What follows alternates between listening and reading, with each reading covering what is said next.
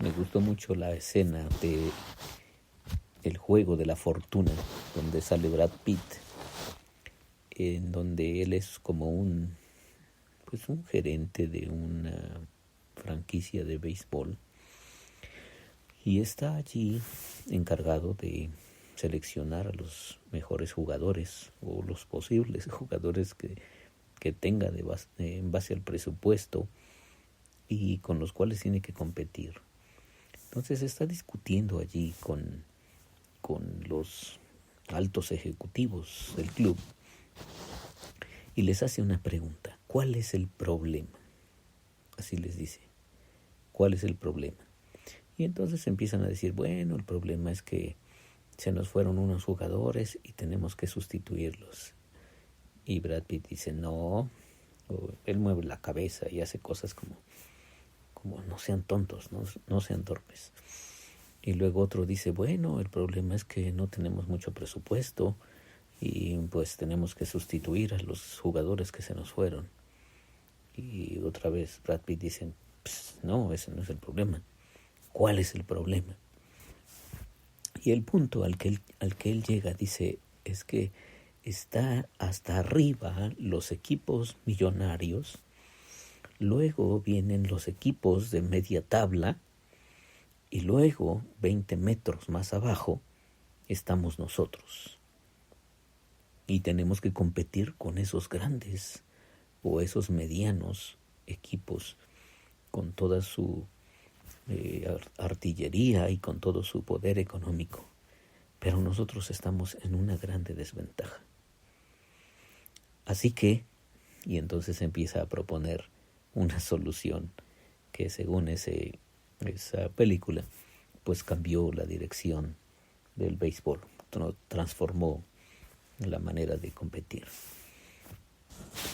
Y es que cuando leemos la Biblia, justamente nos desenfocamos, igual que estos grandes ejecutivos del club estaban desenfocados y no sabían cuál era el problema.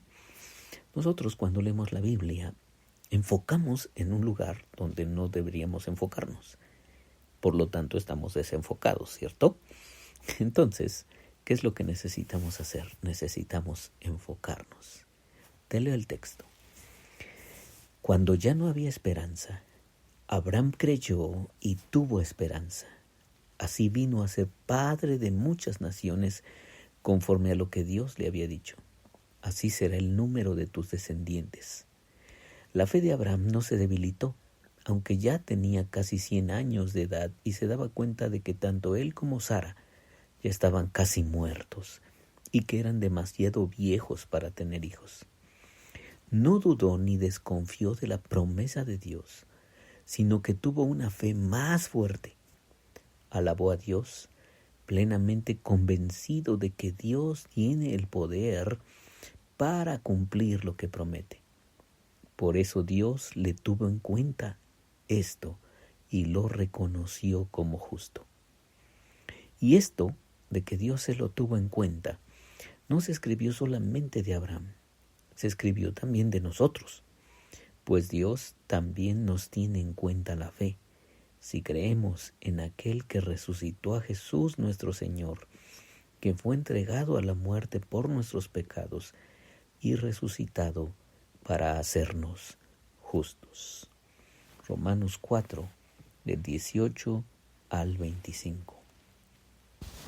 Y he escuchado tantos sermones tan desenfocados cuando estamos hablando de un ícono del Antiguo Testamento, como en este caso Abraham, y pensamos que el enfoque es Abraham, y empezamos a decir Abraham, un hombre con mucha fe, un hombre increíble, un hombre, y empezamos a destacar las virtudes, y al final el predicador dice: bueno, tú debes imitar esa fe de Abraham, tú debes de vivir de acuerdo a esa fe de Abraham.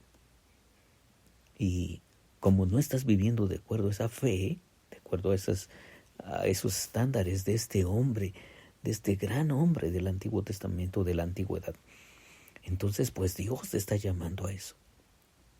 Ahora, eso tiene un valor, pero yo creo que estamos desenfocados, porque lo grandioso de esta historia, de que Abraham estaba ya casi muerto, pues imagínate 100 años, y no podía tener un hijo.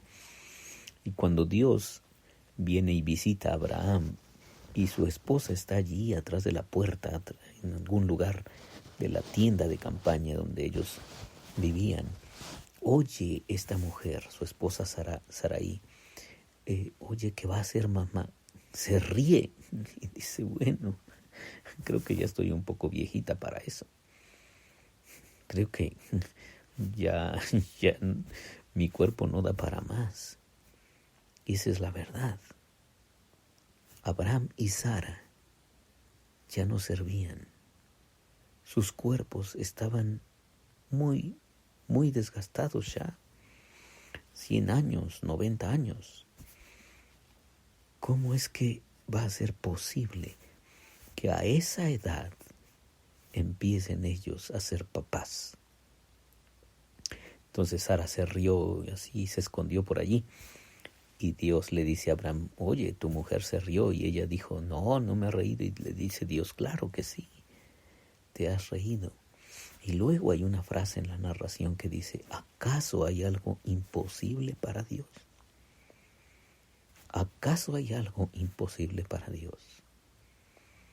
Y allí es donde nosotros necesitamos poner nuestro verdadero enfoque. No en Abraham, ni en Sara, ni en lo que ellos hicieron, sino en lo que Dios ha hecho en la historia de ellos, y lo que Dios ha hecho a lo largo de la historia, y lo que Dios ha hecho en tu historia. Sí, porque me acuerdo que me invitaron a una serie de conferencias de capacitación para pastores, para líderes, y yo estaba ahí sentado escuchando al predicador. Trajeron un conferencista norteamericano y él estaba ahí dándonos unas instrucciones de acuerdo al modelo del liderazgo de Gedeón, me parece, ya ni me acuerdo, tiene como 10, 11 años que fui ahí.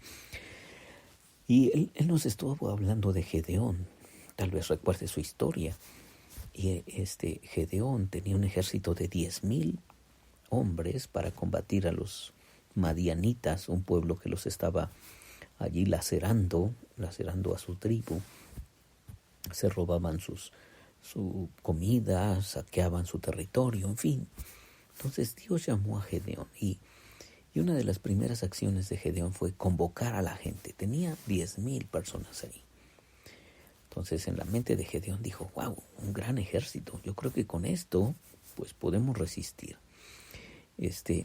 Dios le dice, no, ¿sabes qué son muchos? Que se regresen los recién casados. Y en fin, fue disminuyendo su ejército hasta que solamente le quedaron 300 personas. Con esos 300, Dios hizo un milagro de liberarlos del yugo de los madianitas, porque lo único que hicieron estos 300 fue hacer una gritería mientras los madianitas estaban dormidos y estaban tan confundidos allí el ejército madianita que empezaron a matarse los unos a los otros. Y bueno, con esos 300 Dios hizo una extraordinaria victoria. Luego el predicador nos empezó a decir, así que tú y yo necesitamos tener las mismas actitudes de Gedeón. Confiar en Dios como confió Gedeón. Esforzarnos y ser valientes como lo hizo Gedeón. Y yo estaba allí sentado escuchando Gedeón. Y al final de todo ese sermón, el grande ícono y el grande modelo fue Gedeón. Muy, muy equivocado. Porque no fue Gedeón el liberador, fue Dios. Porque no fue Gedeón el que hizo la grande victoria, fue Dios. Y Dios ayudó a ese pobre hombre llamado Gedeón a que confiara en él. Dios ayudó a ese viejito llamado Abraham y a esa anciana llamada Sara a que confiaran en Él. Y cuando alguien confía en Dios, es porque Dios ha hecho un milagro en su vida. Y no hay ningún mérito en nosotros. Los méritos son de Dios. La gloria que brilla es la de Dios. Y si hemos creído en Él, es porque Él se ha revelado a nosotros y ha tocado nuestras vidas y nos ha dado una nueva dirección. Así que enfoquemos nuestra mirada en quien tiene los verdaderos méritos, en quien debe tener todas las medallas y quien tiene que ser totalmente reconocido. Dios, el Señor único Dios. Soy Víctor Hugo Juárez y espero que este devocional sea de bendición para ti. Dios te bendiga.